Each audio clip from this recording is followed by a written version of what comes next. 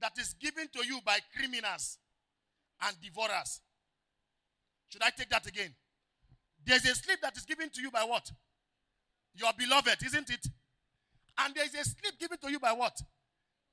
By devourers or criminals. Why?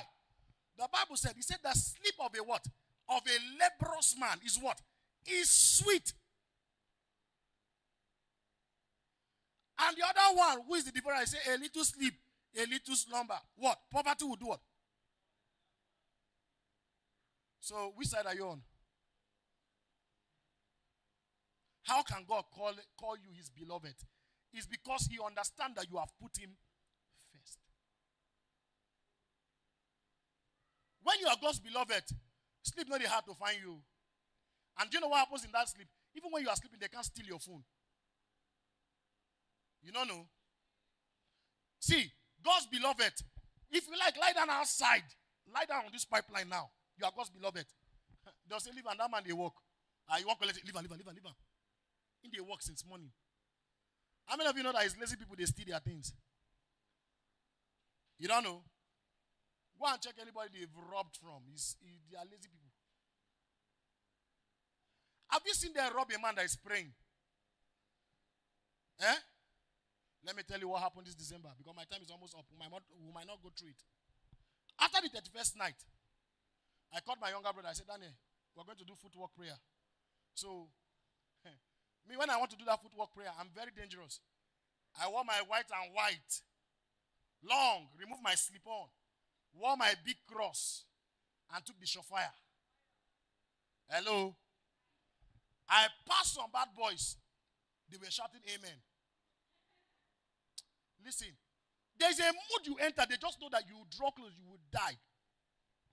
It's not boasting, no. There's a level you will get to. People will understand that this person, what he's doing is for our own good. People have heard stories here now.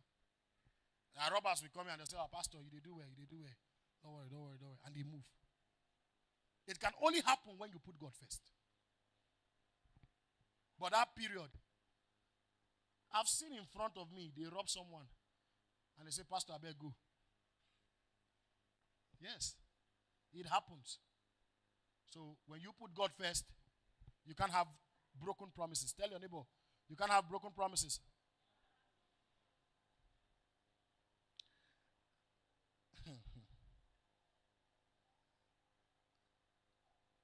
When you stop putting God first, this is the most risky part in your finances. Money becomes your master. Tell your neighbor that money becomes your what? When you don't put God what? First. Everything you will be thinking now, listen. Everything you will be thinking, you will forget about your service with God. You will forget about, now I was telling someone sometime, I said, see, do you know that there is a point where you get with God, it will become autopilot. But it's a very risky thing, because it will get to a point you will stop hearing from God and you will be doing your own thing and think that God is talking to you. Did somebody understand what I just said? There is how you will work with God. God will bring you into what we call autopilot, right? Anything, God is speaking to me. But when God starts speaking to you and you neglect him, sometimes you start doing the desires of your flesh. You start doing the same. Hello, I'm not telling you, it has happened to me before. It is a very slim line.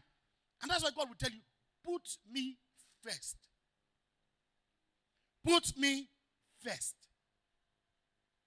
Because you will not know when you have shifted from doing God's work and you are doing the ministry of Satan.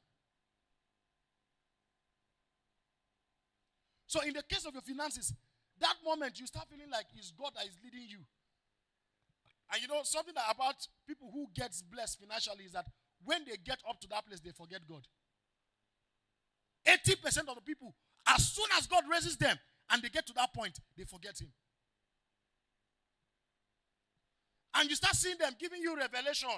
Listen, I've seen many people like that. They start giving you revelation, not based on what God is saying to them, but because of what they feel that is the right thing for the season. Not what God is saying. There's what God is saying and there's what man is saying.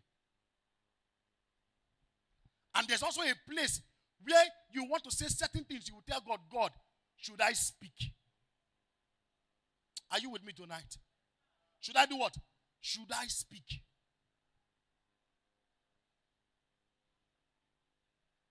Some of us are having that problem now. Hello? I wanted to make a decision yesterday. And when I got there, I said, God, if this thing does not work, show me a sign that this thing is not what you want. How many of you are doing that now? Maybe you are confused. Just pray this prayer.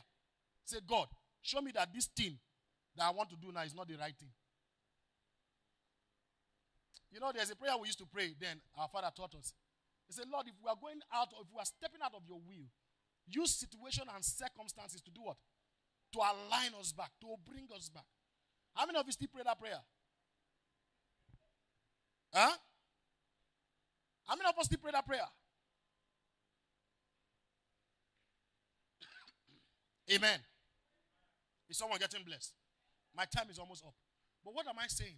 The last thing I said, it makes it, the fourth point is what? Money becomes your master, right? The first one is what? Misdirected purpose. Consequences of not putting God first. Second one is what? Broken promises, which leads to what? Increased struggle. The third one is what? Money becomes. The last one is what we call spiritual dehydration. Spiritual what? Spiritual what?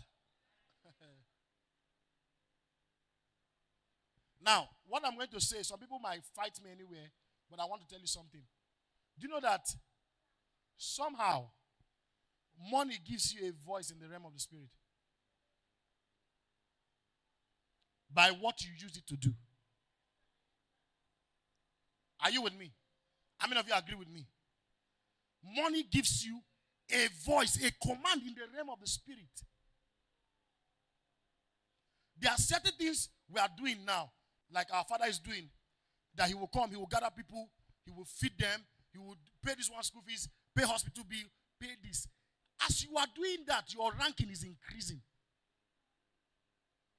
Do you know that there are certain gifts we are manifesting? It's not as a result of prayer, it's as a result of giving. Because when you give, you attract. And this giving, they are in different levels. My time is up. But I want to plead for 2 minutes. They are in different levels. The first level is given to people who are fruitful. And who are people that are fruitful? Those God has placed above you as a spiritual head. Number 2 people you give, I'm not going to emphasize that. Number 2 people you give is the needy. Those who are in help. Genuinely, and most of those people are widows and they are orphans and they are children. Welfare manager can tell you what it is. So sometimes when you see her, she's always gravitating that people should eat, people should eat. It's a ministry on its own. That increases somewhere in the realm of the spirit. So some of you now that are waiting, because the Bible said it is more blessed to do what? To give than to receive. And giving must not come as a result of the millions you have. It's as a result of the impact you are able to provide at a particular time. You can't 1, 2, 3, 4 persons and you say, oh, they are always sweating. I'm giving them handkerchief each. Unconsciously, you are becoming a leader. Hello? Watch all the men God picked. Watch all the men God picked. They are men who were taking care of people. You know the story of Abraham. You know how many servants he had. Right? And let me tell you, God did not bless him for him to have servants. He already started taking care of those servants and God blessed him. Are you with me? Huh? Listen. You know, some time ago, where I was staying, they used to call me King of Boys. The reason is that in my room, I will have up to 10, 12 boys staying with me. Why was I doing that? I know I am ready to take a nation. I know I'm preparing myself to lead a nation. I don't know about you, but this is me. I am not thinking of 10, 20, 30 persons. I'm thinking of a nation. Is someone thinking like that with me? Eh? Are you thinking like that with me? We are not thinking of feeding our families alone. I am thinking of feeding a community. And I will not complain because some of us will feed and will complain.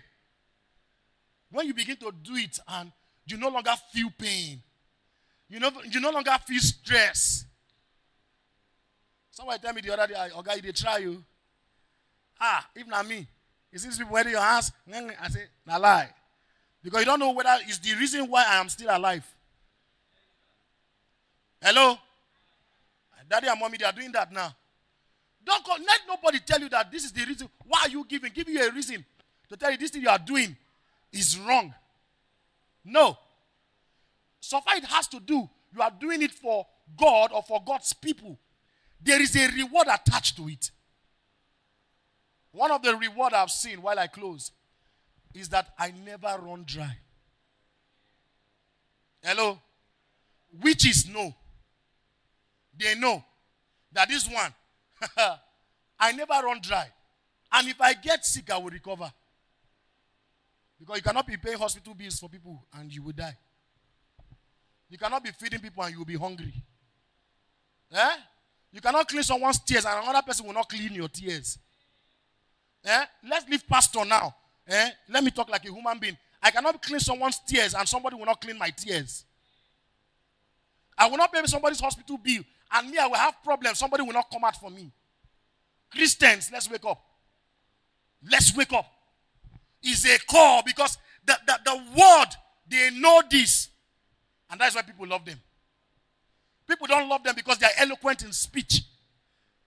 Most of the people in the world, they are not even educated, but people embrace them. Eh? They are spectators. The third one is what? Those who watch things what? Those who watch things what? Say, God forbid I will not watch. Say, God forbid I will not watch things happen. I will make things happen. Things happen. I will make things happen. Some of you right now, as you are seated, you are the next person that your family is waiting now. As you are seated, you are the next person that your family is waiting for. If you die, 4 generations will not see light. Sorry, 4 generations will not see light. Some of you right now, you just need to know and ask God, God, what is happening with me?